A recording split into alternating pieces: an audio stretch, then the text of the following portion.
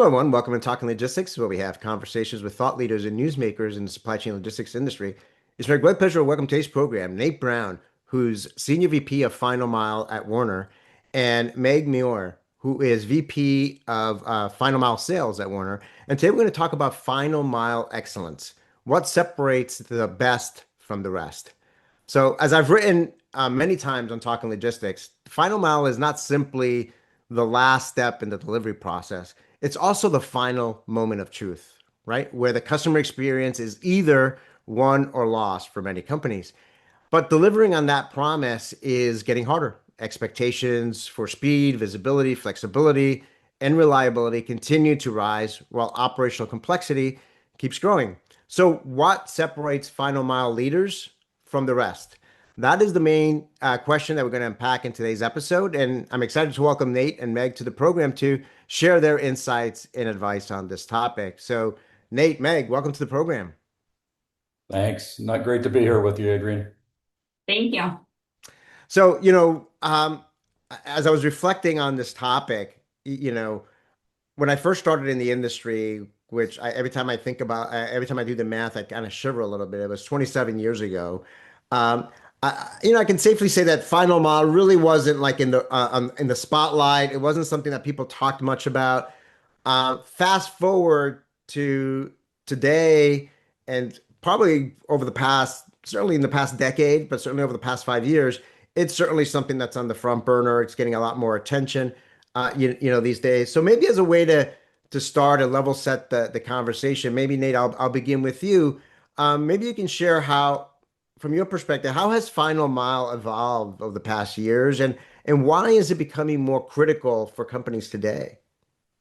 Well, yeah, I appreciate that. I think you alluded to it, in your intro, just about expectation of speed, right? People call it the Amazon effect. I think consumers evolve, right? So I think primarily there is an expectation of speed. It is a very expensive part of the delivery process, right? In the supply chain. So I think speed has changed the most. Now technology is kind of maybe a 1B right there. People want visibility. They want the expectation of when I order something, it's predictable. I know when I'm going to get it. And I get the information in real time so that I understand, what's going on with whatever it is that I ordered. And then I think, alongside of that, not only has the speed or the dynamic of that changed, but also just the expectation of us and our capabilities, right? It used to be, it was sufficient to deliver, a piece of furniture. You had a professional delivery team. They were courteous. They treated the customer well, and they set up a piece of furniture, and they're out of there. Really, our delivery teams or our delivery process is critical to customers getting repeat business today, right? So, I'd say just how thorough things have gotten, right? That going through your delivery checklist, making sure the customer understands what to expect, making sure that they have an opportunity to express concerns or hopefully satisfaction as you go through a delivery.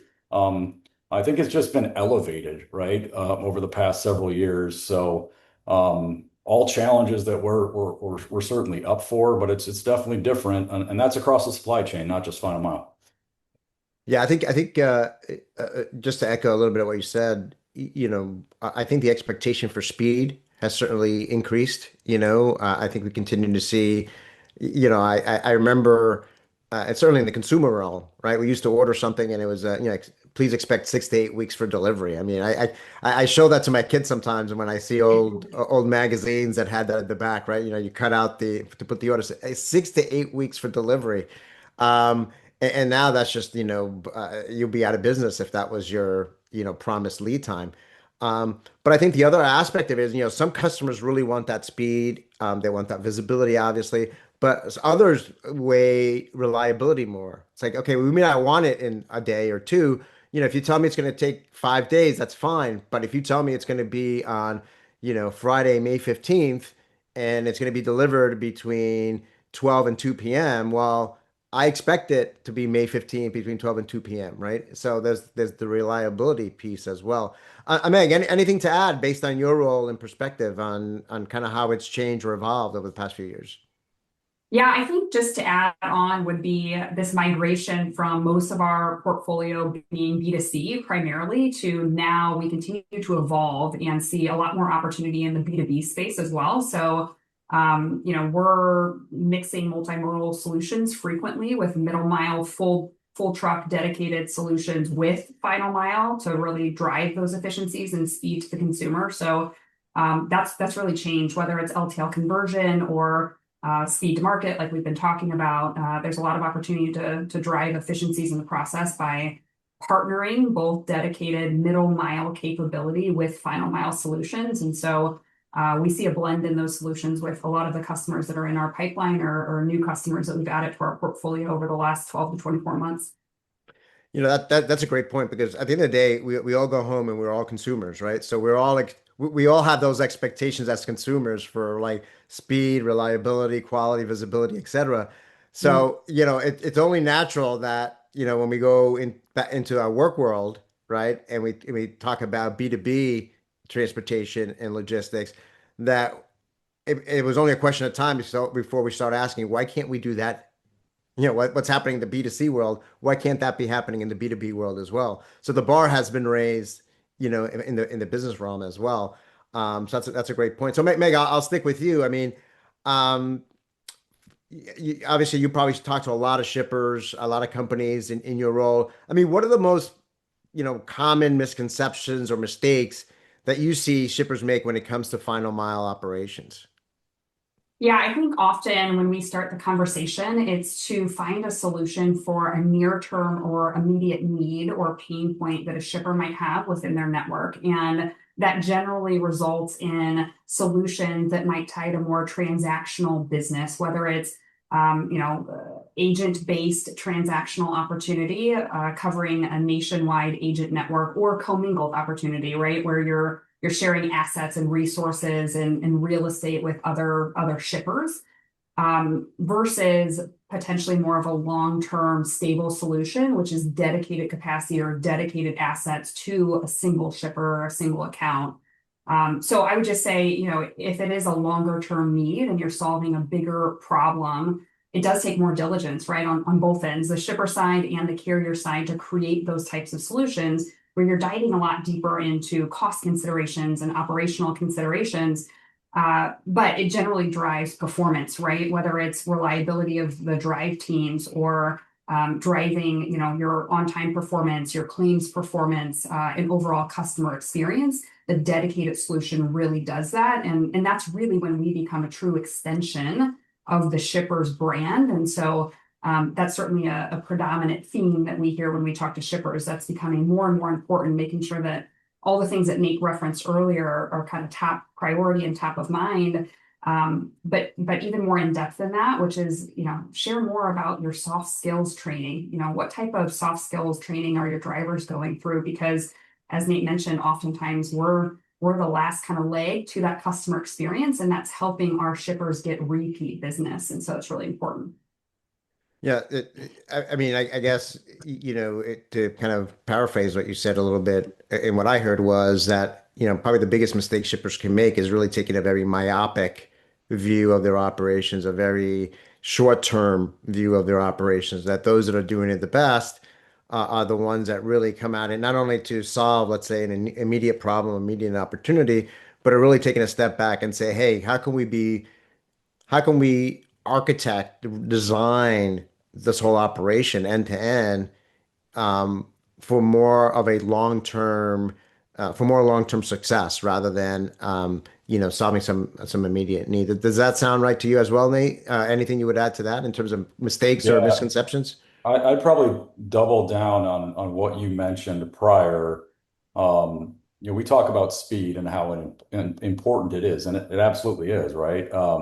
I think the predictability aspect, speed does not always trump predictability, right? And it shouldn't, right? Having predictability for customers even if, I mean, certainly especially in the retail business, our customers want to reach their consumer next day. But they also want to be extremely predictable. I talk about the cost of the last mile. I mean, it gets more expensive when you don't do it right the first time, right? If the customer's not home or things are rushed or everything's not aligned. And so I think that would be the number one for me would be, speed does not always greater than, predictability. The other thing Meg touched on earlier, and I think it's an opportunity for customers when they look at last mile is there's always a middle mile component to the last mile, right? That's our foundation as a truckload business. That started years ago was that's what we did, and being in the last mile, I think we have a great purview into what middle mile looks like, what excellence looks like there, and so I think oftentimes customers really focus in on last mile. And I think they're really the ones that win and the ones that do it right. That they're thinking about it a little bit more globally. Like, how do I tie my middle mile network into final mile? And can I be more efficient both from cost and obviously service if I do so? Yeah, that's a great point. I mean, so much in this industry, whether it's technology or from a business process standpoint, we tend to think in silos, right? And the reality is, as you just talked about, is that, final mile does not exist in isolation, right? There's stuff that happens before it that, ultimately impact, final mile, performance. So just to build on what you just said there, Nate, I'll stick with you. I mean, ultimately, what then does, you know, great, quote unquote, great final mile performance actually look like today? I mean, how should shippers measure it? What are the measures to say, hey, we've got a great final mile operation here? Yeah, I'm here. Table stakes is on time, right? There's several things I think that are core to what really good looks like. It's on time. It's certainly your customer experience. Not only did you get it there when you said you would get it there, um, was the feedback from the customer very positive, right? For our customer base, that's going to lead to repeat sales, right? If you have a happy customer in the in-home or white glove experience, they're often going to be a repeat customer, right? So I think that's what great customer experience for us is really something that we repeat with a lot of our customers. We talk about it all the time. It's from a KPI perspective, it's right up at the top. And I think you want customers today want to know that your drive teams have the proper process. I talked about the checklist earlier, right? That we're going through what's important to the customer. We're making sure we get the consumer's feedback the first time when we deliver, because we've all bought things, we've all had deliveries. The first 5 minutes when things are over, you're going to remember everything and you're going to give your feedback. And if you wait the next day, you're probably not taking that survey, right? You're probably gonna miss some things. And so making sure we walk them through the steps of service, we walk them through the checklist. And that's the emotions are fresh, the feedback's fresh, and that's where you're going to get the best, I think, opportunity for continuous improvement. And so customers care about that.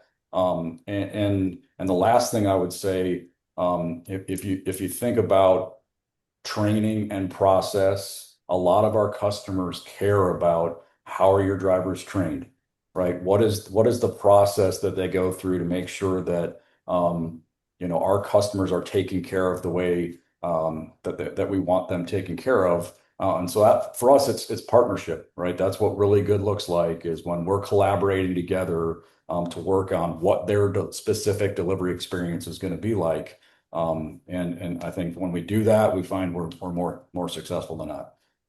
I love, the concept of partnership, but the fact that partnership is not just between you and your client, it's also the end customer, the consumer that's receiving that delivery, right? And incorporating their feedback as part of the continuous improvement process.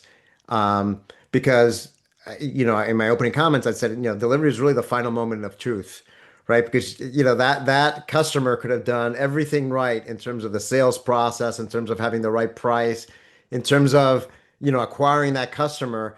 And all it takes is just one bad delivery experience, right? It got there late, the shipment was damaged, the driver walked in and put mud all over their freshly cleaned rug, et cetera, et cetera, et cetera. I think we've all heard, or may have, God forbid, experienced some of those issues ourselves. So really, incorporating the feedback from that final customer as part of the process, I think is a critical, component of this. Meg, anything to add to that in terms of, what does great look like?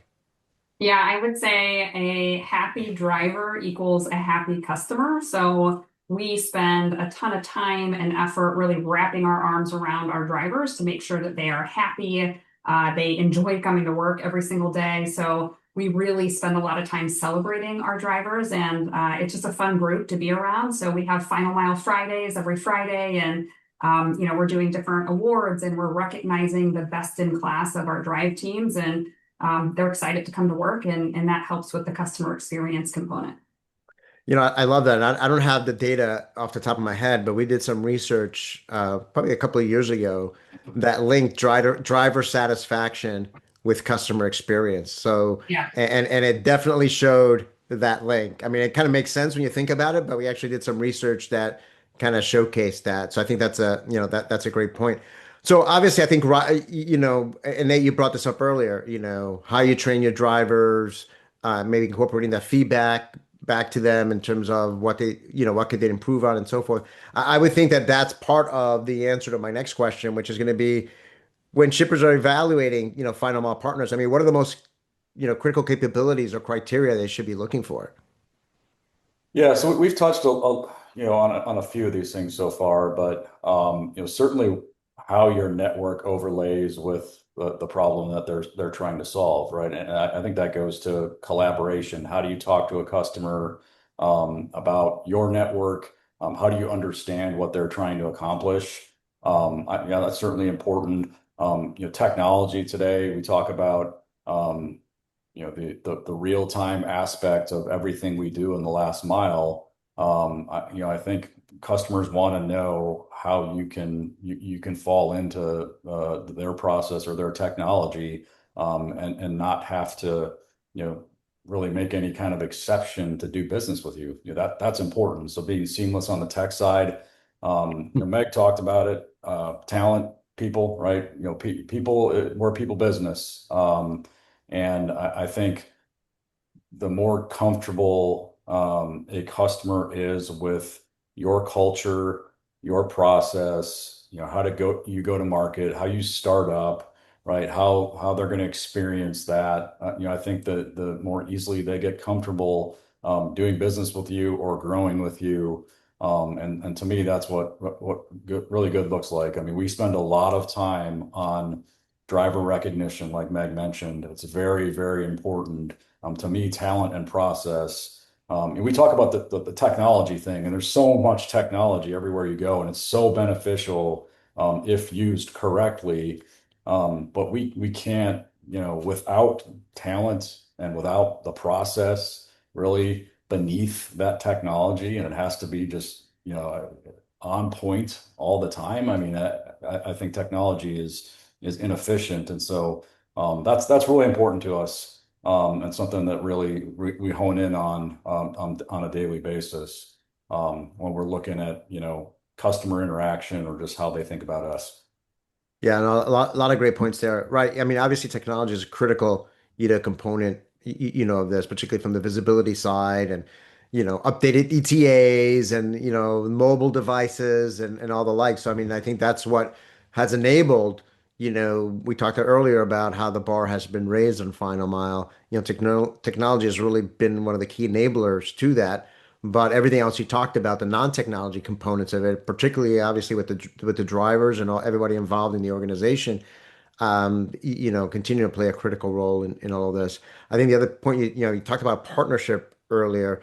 I think whenever I see the best successful relationships are those where companies' culture align, right? Where there's alignment on what's important in terms of the metrics, in terms of continuous improvement, so on and so forth. Great. So Nate, so let me just go back to you quickly. I mean, any can you share any customer example, in terms of that showcases how improving final mile operations made a measurable impact on their business, whether from a cost, service, or customer satisfaction standpoint?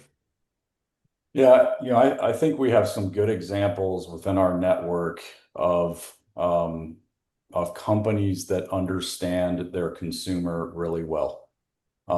So, I think the ones that win, I think there's a correlation between winning in the last mile and winning as a business. Right. So I go back a few years ago, working with a retail customer of ours, and we mainly were shipping appliance business, right? So, we would ship appliances every day. And I think, again, this is an example of a customer that listens to their consumer, their business changes. We talk about all the speed and reliability demands in the industry.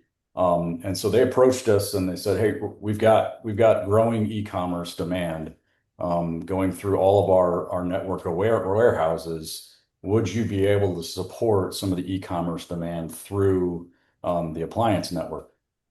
Right? And initially it's okay. So you want to ship a box of nails with a refrigerator, right? How's that going to work, right? And so, but ultimately, it's an increase in volume. It was a customer that I think did a really good job of listening to the consumer and then did a little, I talk about middle mile. Meg mentioned it, and we've mentioned it a few times as we've gone along here. Looked at their middle mile network. There's demand for other, products within their network on a next day basis. So if I don't have a full load of appliances, well, why couldn't I ship 10% of that shipment as e-commerce and fill out the stops? And it worked, right? And we've seen that demand grow. We've seen that customer grow with us over the last several years. So I think that's a great example of understanding the consumer, working with your supply chain partner, and coming up with a solution that ultimately, for us, it's a win for them. It's a win for our business and its growth ultimately. That's a great example because obviously in the retail arena, you know, once e-commerce started picking up, right, that became a main challenge for a lot of retailers, right? This the quote unquote omni-channel problem, right? Because a lot of them had set up e-commerce only operations and they had set up store only operations. And there were obviously some inefficiencies from, again, taking that siloed, perspective. And I think that going back to what we've already talked about, the importance of partnership, the importance of taking, not just a myopic view of the opportunity or the problem, but taking a more holistic view.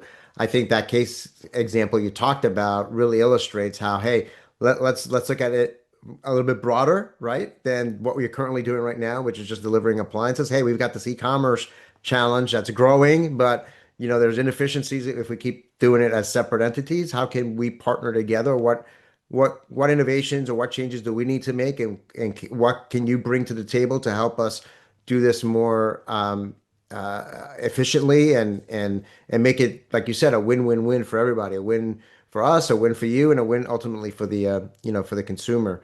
So I think that ties together a lot of the key pieces that we've already talked about. So maybe as a way to wrap up, Meg, I'll start with you, and Nate, you can add on if you wish.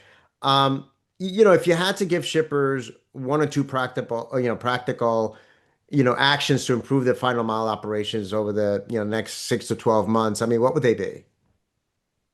Yeah, I would just add probably to what Nate was just referencing. We've been talking a lot about multimodal solutions, but even broader from middle mile to final mile, we have customers coming to us that say, "Hey, we're really trying to condense our carrier base and drive efficiencies internally in our operations." So that might even span further than middle mile and final mile. That might include one-way truckload inbound and intermodal solutions, and a shipper coming to us saying, hey, can you handle an entire region for us? Because we're trying to drive down the number of carriers that our teams are managing internally.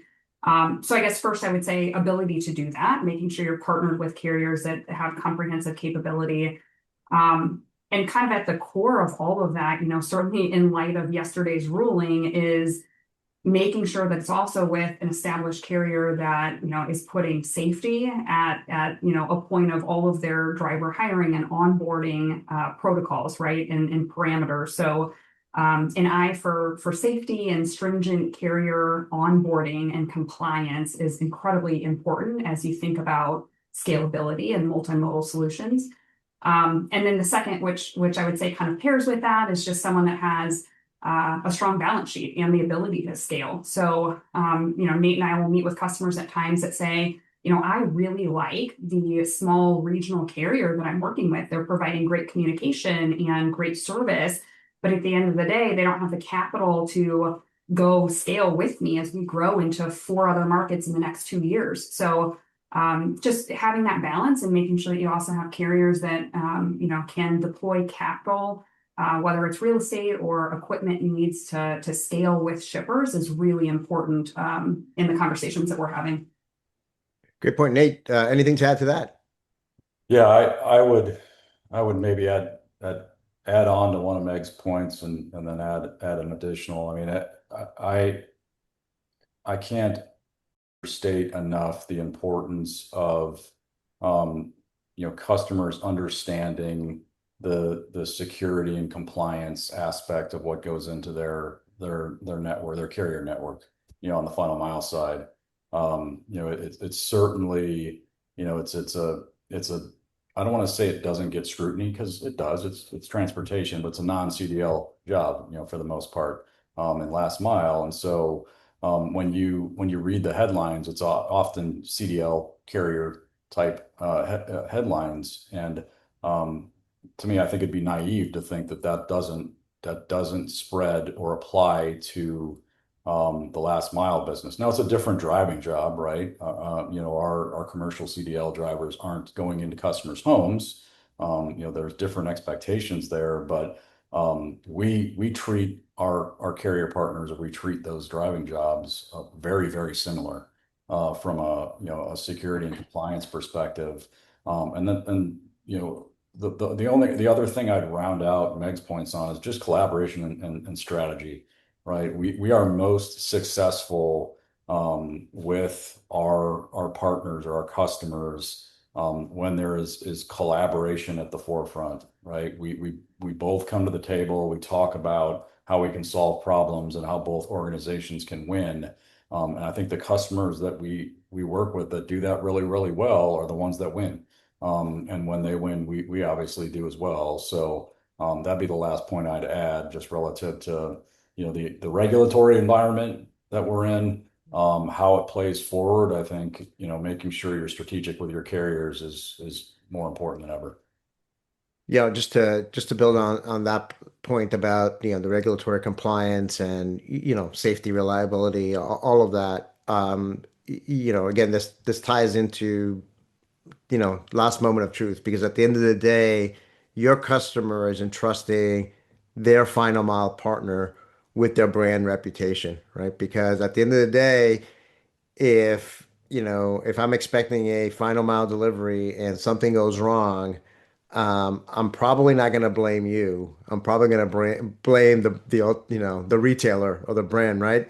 So when they partner with someone, it's to understand that it's a true partnership, right? That you both mutually understand that that they're entrusting you with their brand reputation, because if God forbid something horrible were to happen, it's their name that will appear in the Wall Street Journal, and less likely yours, or yours will be there too, maybe. But it's their day. At the end of the day, the buck stops with them. So I think that's an important point in terms of really understanding the responsibility that goes along with these types of relationships as well.